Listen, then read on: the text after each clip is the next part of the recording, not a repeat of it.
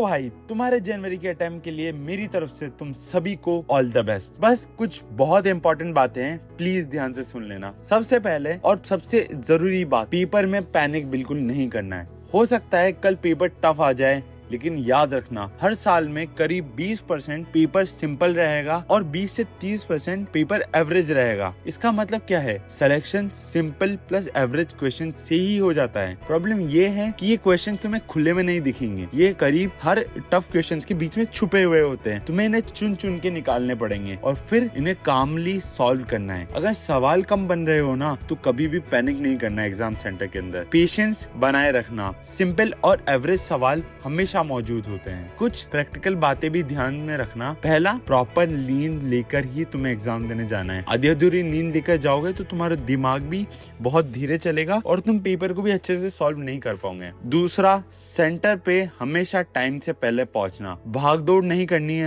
हमें सिर्फ आराम से वहां पे पहुंच जाना है। और वहां जाने के बाद तुम्हें किसी से लड़ना झगड़ना कुछ भी नहीं करना है। तुम्हें अपने माइंड को फ्रेश और पॉजिटिव रखना है और जो भी वहां के इंस्ट्रक्शंस हैं उन्हें लाइन बाय लाइन ध्यान से पढ़ना है। अब एग्जाम हॉल स्ट्रेटेजी सुनो। अगर कोई सवाल नहीं बन रहा है तो पैनिक मत होना। हर एक क्वेश्चन इंपॉर्टेंट होता है और तुम्हें इजी सवाल ढूंढ के निकालना है। कई बार फिजिक्स के सवाल बहुत ज्यादा कैलकुलेटिव होते हैं, तो ऐसा सवाल उठाने से पहले सोच लेना क्या अभी करना चाहिए या बाद में, क्योंकि अगर शुरू में ही ऐसे सवाल में फंस जाओगे तो 5 से 10 मिनट तो वहीं उड़ जाएंगे और कॉन्फिडेंस भी गिरने लगेगा। पहले वो सवाल करो जो 2-3 लाइन के हो और PYQ से उठाकर ही आए हो डायरेक्ट, और तुम अभी से उसके लिए प्रैक्टिस करने के लिए तुम अभी PYQs को देखो, उनके कैसे सवाल आते हैं। वहां पे तुम्हें दिखेगा कि इजी के अंदर तुम्हें ट्रू फॉल्स के सवाल देखने को मिल जाते हैं, कंसेप्ट बेस्ड सवाल मिल जाएंगे, डायग्राम बेस्ड सवाल मिल जाएंगे, या फिर ग्राफ बेस्ड के भी सवाल मिल सकते हैं जो थर्मोडायनेमिक्स या दूसरी चीजों से आ जाते हैं। तो तुम्हें सबसे पहले ऐसे सवालों को पकड़ना है।